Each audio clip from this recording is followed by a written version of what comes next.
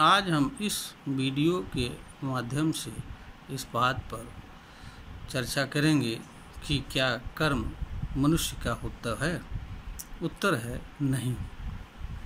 अगर ईमानदारी से देखा जाए तो अनंत की जितनी भी चीज़ें अस्तित्वमान हैं या किसी भी रूप में या किसी कारण से अस्तित्वमान होती हैं, उन सभी चीज़ों का अस्तित्व अलग अलग है, उनका कारण अलग है, उनका प्रयोजन अलग है, उनका उद्देश्य अलग है और उनकी उपयोगिता अलग है। कोई भी चीज़ किसी भी दूसरी चीज़ के लिए नहीं होती है। यह अलग बात है कि कोई चीज़ किसी चीज़ के माध्यम से संपन्न होती है। यहाँ पर यह भी ध्यान देने योग्य बात है कि अनंत में जितनी भी चीज़ें बनती हैं, सृजित होती हैं, जन्म लेती हैं या संपन्न होती हैं, वह स्वयं से भिन्न चीज़ों के माध्यम से सृजित होती हैं, जन्म लेती हैं, निर्मित होती हैं और संपन्न होती हैं, विनाश को प्राप्त होती हैं, क्षरण को प्राप्त होती हैं। कोई भी चीज़ स्वतः निर्मित होने की क्षमता नहीं रखती है और न ही कोई चीज़ स्वतः विनाश होने की क्षमता रखती है। जहाँ तक कर्म की बात है, कर्म किसी न किसी चीज़ के माध्यम से संपन्न होता है। मानव का कर्म भी मानव के माध्यम से ही संपन्न होता है। कर्म के संबंध में मानव को थोड़ी अलग स्थिति प्राप्त है। वह अलग स्थिति यह है कि मनुष्य ही एक ऐसा प्राणी है जिसको कर्म को सम्यक रूप से जानने एवं समझने तथा उस पर निर्णय करने और निर्णय के अनुसार कर्म को करने की शक्ति प्राप्त है। मानव अपनी इस शक्ति का प्रयोग करके अपने लिए ऐसे कर्मों का चुनाव कर सकता है जो उसके लिए सुखद आनंदमय जीवन जीने का आधार बनते हैं तथा मानव ऐसे कर्मों से स्वयं को मुक्त रख सकता है या विरत रख सकता है जो उसके लिए पीड़ा व दुख का कारण बनते हैं। तो मनुष्य के बारे में किसी मानव द्वारा यह विचार रखना कि कर्म उसका है, यह नितांत ही गलत अवधारणा है। इसका कारण यह है कि कर्म का मनुष्य के अस्तित्व से स्वतंत्र अस्तित्व होता है। वह सिर्फ मनुष्य के माध्यम से संपन्न होता है।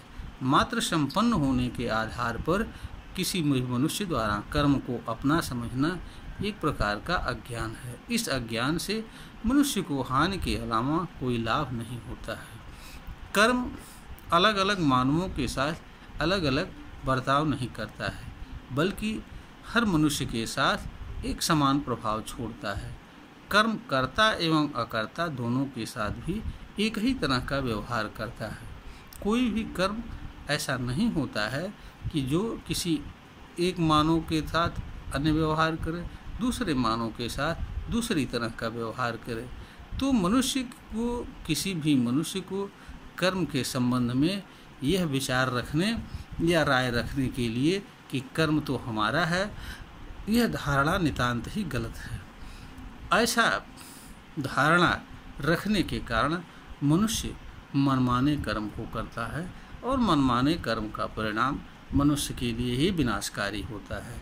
कोई भी मनुष्य अपने गलत विचार और उससे जुड़े कर्म के कारण दुख सहन करे, यह हमारे समझ से किसी भी मनुष्य के लिए उचित नहीं हो सकता है।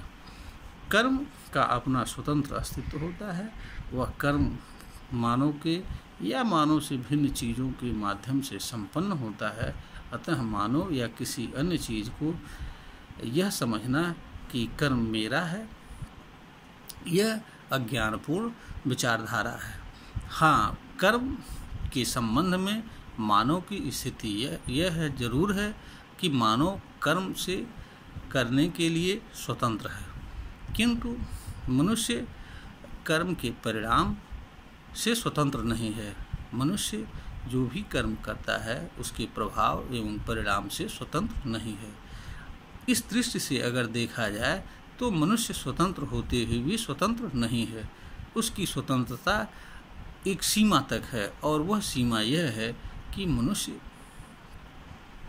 उसी कर्म को करने के लिए स्वतंत्र है जिस कर्म को करने से उसे पीड़ा व दुख न हो, क्योंकि कोई मनुष्य अपने ही कर्म से दुखी रहे, पीड़ित रहे तथा ऐसे कर्म, उसके कर्म से दूसरे लोग पीड़ित व दुखित रहें, यह हमारे दृष्टिकोण से या किसी भी समझदार इंसान के दृष्टिकोण से किसी भी दशा में उचित नहीं हो सकता है।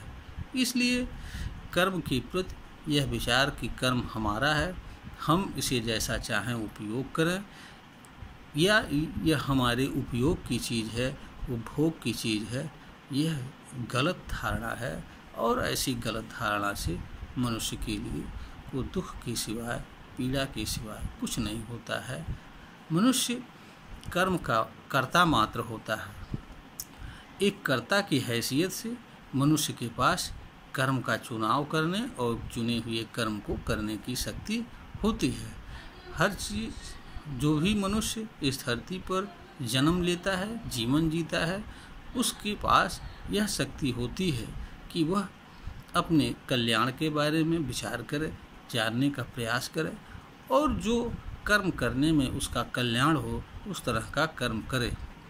अच्छा व बुरा, अपने लिए अच्छा व बुरा जानने व समझने की शक्ति मानव को यह बताती है कि उसे वही कर्म करना चाहिए या उसे उसी चीज़ का उपयोग व उपभोग करना चाहिए जो उसके लिए गुणकारी हो, उसके लिए लाभकारी हो। उसे किसी चीज़ का उपयोग या उपभोग इस रूप में नहीं करना चाहिए जिससे उसे पीड़ा पहुँचे या दुख पहुँचे। उसे ऐसा कर्म भी नहीं करना चाहिए जिससे उसे या अन्य को पीड़ा व दुख पहुँचे।